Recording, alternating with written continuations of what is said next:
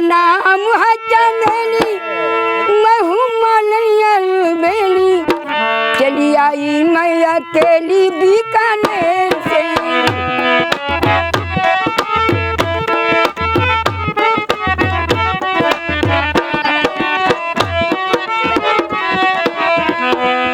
ओ दरोगा बाबू बोलो जरा दरवाजा तो खोलो, दरवाजे पे खड़ी हूँ बड़ी देर से।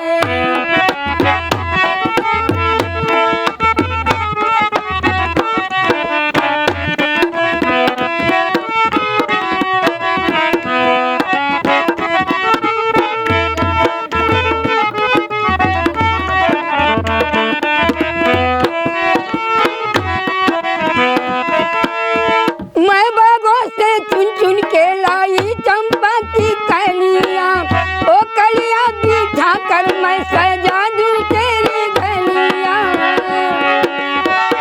अखियां मिला मेरी अखियों से, मैं फूलों की रानी, मैं बहारों की सहेली।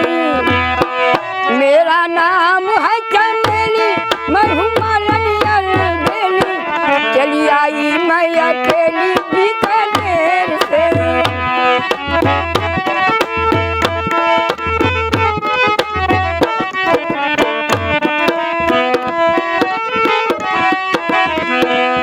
ओ दरोगा बाबू बोलो जरा दरवाजा तो खोलो, दरवाजे पे खड़े